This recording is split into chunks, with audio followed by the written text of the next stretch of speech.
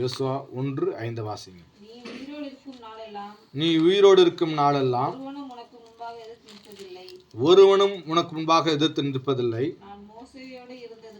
நான் மோசையோடு இருந்தது போல உன்னோடும் இருப்பேன். நான் உன்னை விட்டு விலகுவதும் இல்லை, உன்னை கைவிடுவதும் இல்லை. கிறிஸ்துவுக்குள் அன்பான சகோதர சகோதரிகளே, நான் உன்னை விட்டு விலகுவதும் இல்லை, உன்னை கைவிடுவதும் இல்லை என்று சொன்ன ஆண்டவர் ஏதேன் தோட்டத்தில் மனிதனை படைத்த பின்னாடி மனுஷன் தனிமையாக இருப்பது நல்லதல்ல என்ன சொன்னார்? ஆண்டவர் ஒரு ஆணை படைக்கும் போது பொது நலத்துக்காக படைச்சார். ஆண்டவர் ஆதாம கிட்ட பொறுப்பு கொடுக்கிறார். என்ன பொறுப்பு கொடுக்கிறாரா? ஆதியாகமம் 2ஆம் அதிகாரம் 15வது வசனத்தை வாசிங்க. மனுஷனை ஏதேன் தோட்டத்தில் அழைத்து கொண்டு வந்து அதை பண்படுத்தவும் காக்க வைத்தார். பொதுநலவாதி என்னது? மரம் செடி கொடிகளை தோட்டத்தை பாதுகாக்கிற வேலையை ஆண்கிட்ட கொடுக்குறார். ஆண்டவர் ஏதேன் தோட்டத்தில் கொண்டு போய் வச்சார்ல, என்ன வச்சு சொன்னார் அவர்கிட்ட? அந்த மனுஷங்கிட்ட அதை பண்படுத்த வேண்டும். நிலத்தை என்ன பண்ணணும்? பண்படுத்தணும், சரி பண்ணணும், காக்கணும். என்ன பண்ணணும்? காக்கணும், காப்பாற்றணும். ஆண்டவர் நம்மளை காப்பாற்றுகிறாரு, எல்லாத்துக்கும் தெரியும்.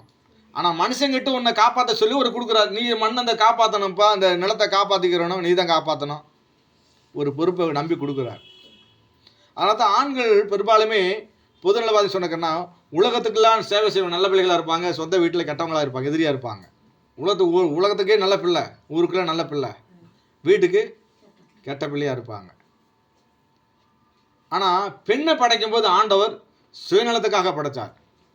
எதுக்காக அப்படின்னா, ஆதாமை படைச்சிட்டு பொதுநலவாதியை படைச்சிட்டு இந்த பொதுநலவாதி என்ன பண்ணுவான் தெரியுமா? எல்லாத்துக்கும் சமூக செய்வான். ஆனால் எங்கேயாவது ஒரு இடத்துல என்ன பண்ணுவான்? விழுந்து போயிடுவான், சோர்ந்து போயிடுவான், கெட்டு போயிடுவான், வீணாக போயிடுவான். ஏன்னா பண்படுத்தணும், காக்கணும், பண்படுத்தணும், காக்கணும், இப்படியே செஞ்சுட்டு இருப்பான். ஆனால் இவனை பாதுகாக்கிறதுக்கு ஒரு வழி வேணும். என்ன வேணும்? ஒரு துணை வேணும். என்ன வேணும்? இவனை கைடு வேலை செய்கிறதுக்கு. என்ன ஆண்டவர் சொன்ன வேலையை என்ன சொல்லிட்டாரு? பண்படுத்தணும், காக்கணும் சொல்லிட்டாரு. அவன் மைண்டில் என்ன இருக்கும்? பண்படுத்தணும், காக்கணும். ஆண்டவர் அவனை பார்த்து சொல்கிறாரு பாருங்க, வாசிக்கலாம். ஆதியாகமம் 2:18.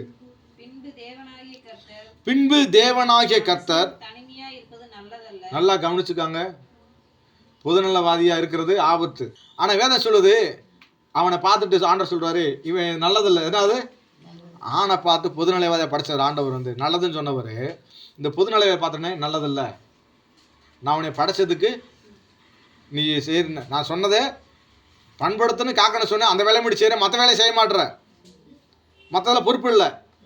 அப்போ ஆண்டவர் பார்க்குற மனுஷன் தனிமையாக இருப்பது நல்லதல்ல. மனிதன் தனிமையாக இருப்பது, ஆண்டவர் கூட இருக்காரா இல்லையா? அப்புறம் ஏன் இந்த வார்த்தையை சொன்னார்? ஏன்னா இவன் மைண்டில் என்ன ஏறிடுச்சு?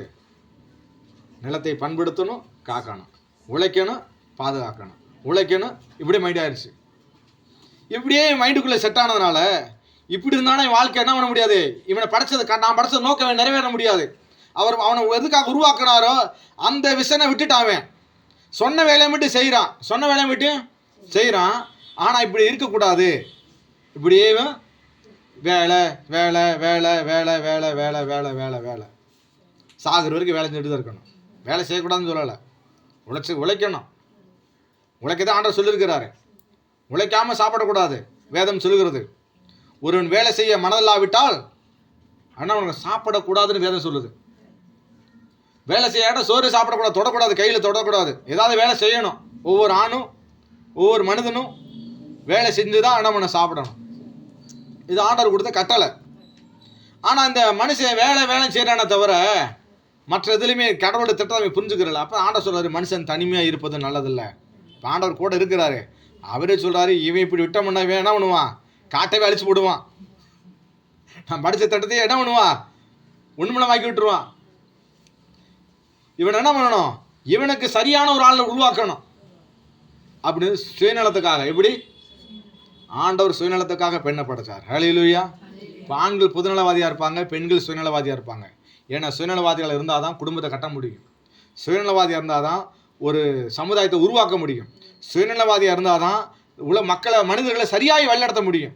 அப்போ பாருங்கள், ஏவாள் வந்து ஆண்டவர் உண்டாக்கும் போது தன்னுடைய சுயநலத்துக்காக தான் படைச்சார். அங்கே எப்படி படைச்சாராம்? ஆதாமை மட்டும் மண்ணில் படைச்சிட்டு ஏவாள் எப்படி படைச்சா? மண்ணில் படைக்க விரும்பலை. ஏன்னா அந்த ஏற்கனவே மண்ணை படைச்சதுனால வேணா பண்ணுறான், அதை மண்ணை பண்படுத்துகிறான், காப்பாற்றுறான். ஆனால் என்ன பண்ண மாட்டான்? கடவுளுடைய திட்டத்தை அவன் அறிஞ்சிக்கிறவே இல்லை, தரிசனம் புரிஞ்சுக்கிறல. இப்போ ஆண்டவர் அதை பார்த்து சொல்கிறார், ஐயோ நான் சொன்னதை மட்டும் இது ஒன்று பிடிச்சிட்டு ஒன்று விட்டுட்டானே அப்படின்னு சொல்லிட்டு இவனுக்கு சரியான ஒரு ஆள் வேணும். இவன் சொல்கிறத நான் சொல்கிறத புரிஞ்சுக்கிற மாட்டான், எப்போ பார்த்தாலும் வேலை வேலைன்றான், என்னை தேட மாட்டான், அவனை எதுக்காக உருவாக்கணும்னு அந்த திட்டத்தை மறந்து விட்டான். அதனால் இவனுக்கு என்ன பண்ணணும்? இவனுக்கு ஏற்ற ஒரு ஆளை, இவனை வந்து வேலை வாங்குறதுக்கு ஒரு ஆள் வேணும். ஏற்ற துணையை உண்டாக்குவேன் அப்படின்னு சொல்லிட்டு தான் 21 வசனம் வாசிங்க. 21. அப்பொழுது தேவனாகிய கர்த்தர் ஆதாமுக்கு அயர்ந்த நித்திரை. நல்ல முதலாக ஆண்ட வாழ்க்கையில் ஆதாம் முத தூங்குறாங்க. பைபிளில் தூங்கும்போது நம்ம நினைக்கிறோம் இந்த உடம்பை வந்து வேலை செஞ்சாலும் அலுப்பில் தூங்குறான் அப்படின்னு. அப்படி இல்லைங்க. ஆண்டவர் தூக்கம் கொடுக்குறாருன்னா நமக்கு தூங்க வச்சுட்டு ஆண்டவர் ஒரு அற்புதம் செய்வார். ஹல்லேலூயா. இவர் ரெஸ்ட்டு, அவர் வந்து வேலை செய்வார். நமக்கு ஒரு வேலை செய்வார். அதனால தான் நம்ம இரவு நேரம் ஓய்வு எடுக்கிறோம். ஆனால் விடிஞ்ச பின்னாடி நம்மளுடைய தேவைகள் ஆண்டவர் சந்திப்பார்ன்ற நம்பிக்கையோடு தூங்கணும். ஹல்லேலூயா. ஆண்டவர் காலையில் ஆரம்பம் நமக்கு புதிய கிருபையை தருவார், புதிய நன்மைகளை தருவார், விசுவாசத்தோடு தூங்கணும். பாருங்க, ஆதாம என்ன பண்ணாரு? தூக்கத்தை வர வச்சார். ஆண்டவர் என்ன பண்ணாரு? தூங்குறதுக்காக மனுஷனை படைக்கல. இன்னைக்கு நிறைய தூங்கிட்டே தான் இருக்கிறாங்க. வாழ்க்கை முழுதும் தூக்கம் இல்லைங்களா? தூங்கிட்டுனா தூங்கினா வாழ்க்கையில் ஏழையாயிருவான், தரித்திரன் ஆயிடுவான். அது சோம்பல் தூக்கத்தை வரப்படணும். சோம்பல் என்ன பண்ணும்? தூக்கத்தை வரப்படணும். அப்போ இந்த ஆதாமுக்கு ஆண்டவரை தூக்கத்தை வர வச்சு என்ன பண்ணார் பாருங்க, அயர்ந்த நித்திரை வர பண்ணினார். அவன் நித்திரை அடைந்தான். அவன் விலா எலும்புகளில் ஒன்றை எடுத்து, என்ன சொல்லப்பட்டிருக்கு? அவனுடைய யானையோட விலா எலும்பு எடுக்கல ஆண்டவர், சிங்கத்தோட விலா எலும்பு எடுக்கல, காண்டாமிரத்தோட விலா எலும்பு ஆண்டவர் எடுக்கல.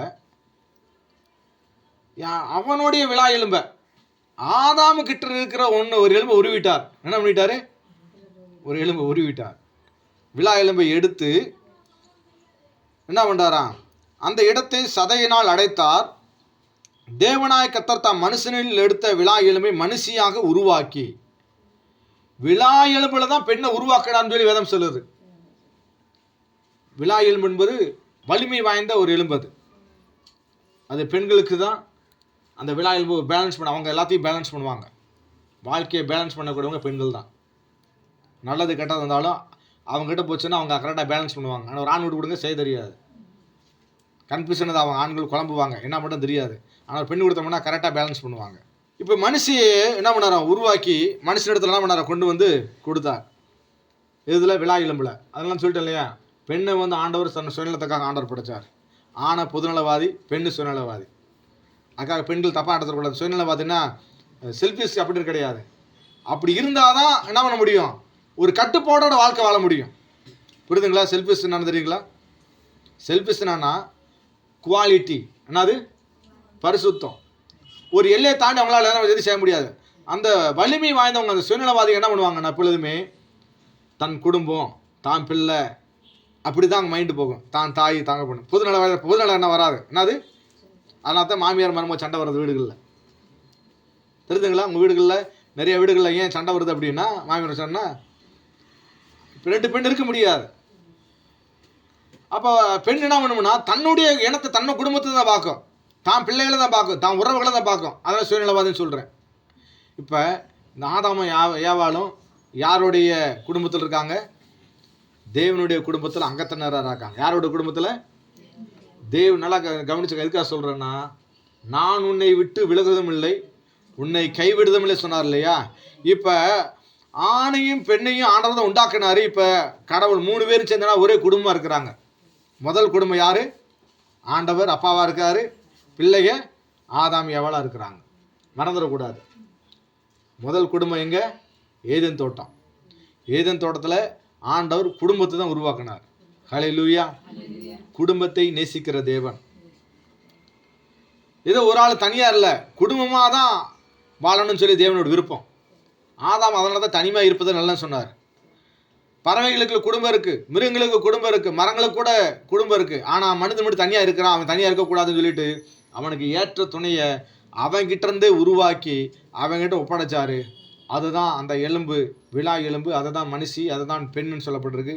அந்த பெண்ணு தான் சக்தி வாய்ந்தவர்கள். அவங்கள் மூலமாக தான் சந்ததி பிறக்கிறது.